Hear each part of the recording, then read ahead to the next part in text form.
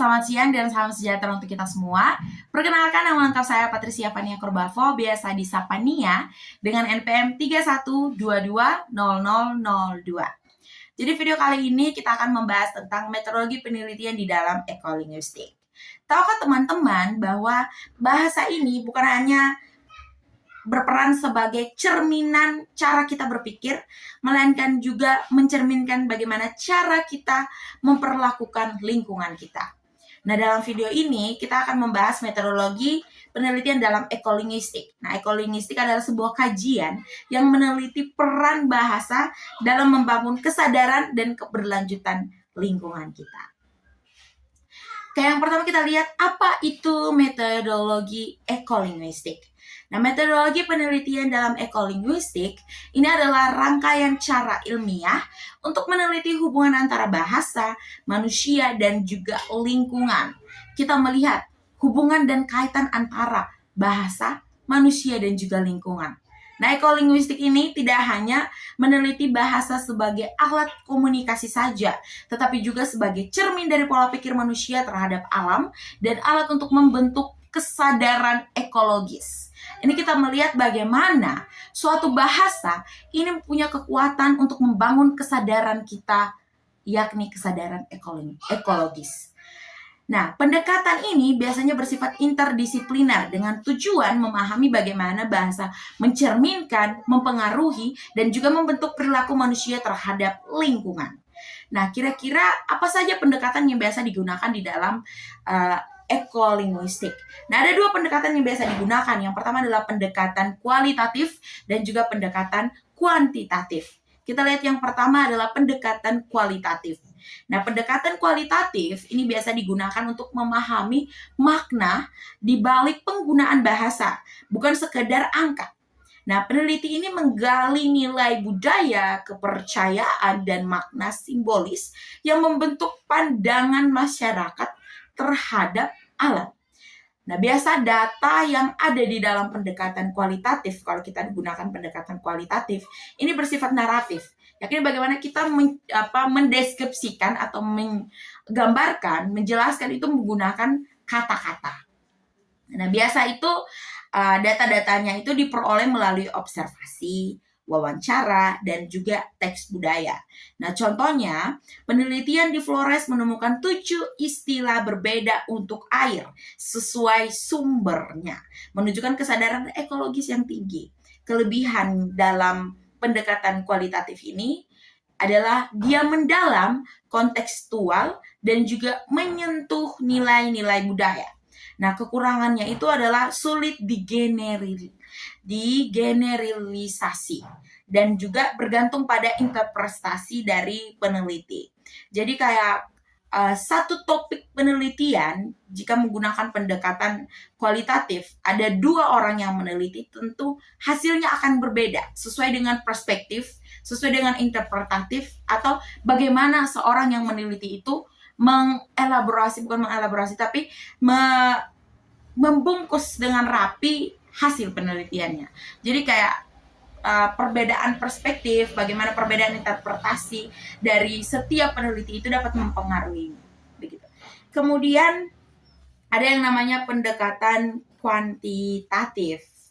Nah, pendekatan kuantitatif ini terbalik dengan pendekatan kualitatif. Kalau pendekatan kualitatif tadi dia menjelaskan dengan kata-kata, kalau pendekatan kuantitatif ini menggunakan angka-angka. Nah, pendekatan ini menekankan pada pengukuran dan secara statistik untuk menemukan pola atau tren umum. Misalnya, analisis 500 artikel berita tentang lingkungan menemukan peningkatan 30% penggunaan kata pelestarian dan bencana setelah terjadinya krisis iklim.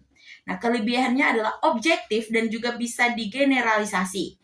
Kekurangannya kurang mendalam dalam memahami konteks sosial. Jadi itu tentu antara kedua pendekatan ini ada kekurangan dan juga kelebihan. Kalau dalam kualitatif tadi tidak bisa digeneralisasi, kalau di dalam kuantitatif bisa digeneralisasi. Nah, kalau di dalam kualitatif tadi bisa kita pahami secara mendalam dan kontekstual, tetapi kalau dalam kuantitatif itu sesuai dengan data yang ada. Berapa angka yang terlihat itu sudah. Nah, kemudian kita lihat Bagaimana sih kita mengumpulkan data? Nah, kita akan membahas teknik-teknik pengumpulan data. Nah, teknik pengumpulan data dalam ekolinguistik ini meliputi yang pertama adalah studi pustaka. Nah, studi pustaka ini kita akan menelaah literatur tentang bahasa dan juga lingkungan. Yang kedua adalah wawancara. Nah, wawancara ini menggali pandangan masyarakat terhadap lingkungan. Jadi seorang peneliti dia menentukan siapa yang akan menjadi narasumbernya dan dia akan wawancara untuk mengambil data-datanya. Kemudian adalah observasi partisipasi. Ini berarti peneliti ikut serta dalam kegiatan masyarakat. Contohnya mau meneliti di bagaimana ini hubungan bahasa dengan lingkungan di dalam mereka bekerja di sawah. Jadi ketika saat masyarakat ada dalam kegiatan pekerjaan sawah tersebut atau ritual-ritual dan sebelum memanen atau menanam padi, maka peneliti itu ikut. Ini yang dinamakan dengan observasi partisipatif. Yang berikut adalah analisis teks dan juga wacana. Ini kita meneliti iklan, berita, puisi, atau pidato lingkungan yang sudah ada sebelumnya. Yang kelima adalah survei dan juga kuesioner. Ini menjaring persepsi masyarakat secara lebih luas. Jadi kayak survei, jadi seorang peneliti dia turun survei begitu ke lingkungan masyarakat atau dia membentuk suatu kuesioner untuk diisi oleh masyarakat. Kemudian adalah analisis korpus bahasa. Nah, ini menggunakan data digital untuk mencari pola linguistik tentang isu linguistik. Jadi dengan perkembangan pesat teknologi saat ini sangat-sangat membantu kita sebagai peneliti untuk meneliti ekolinguistik. Oke, selanjutnya adalah bagaimana kita menganalisis data dan juga interpretasi hasilnya. Nah, analisis data ini memiliki tujuan untuk menemukan makna di balik pola bahasa.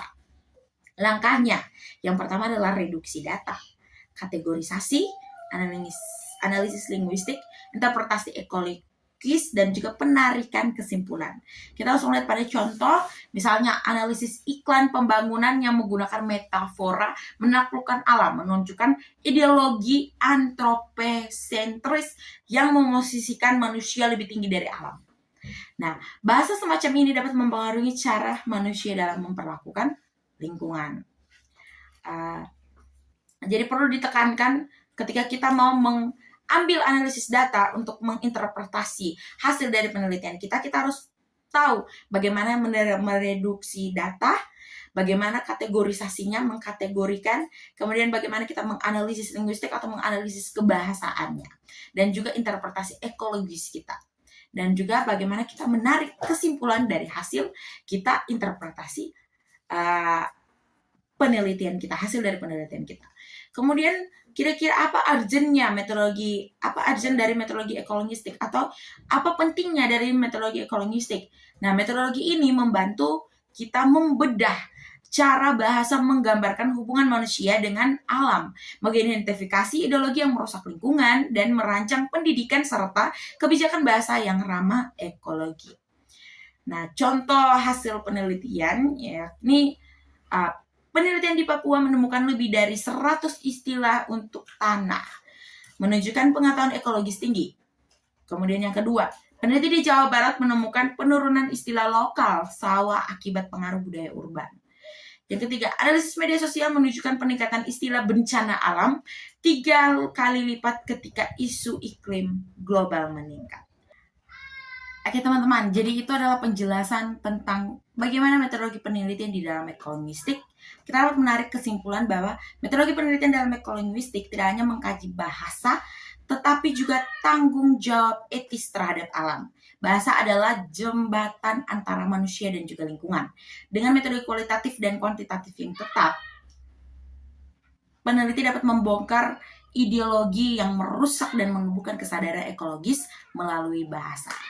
Demikian dapat saya sampaikan. Mohon maaf apabila ada banyak kekurangan. Sampai jumpa di video pembelajaran lainnya. Dadah!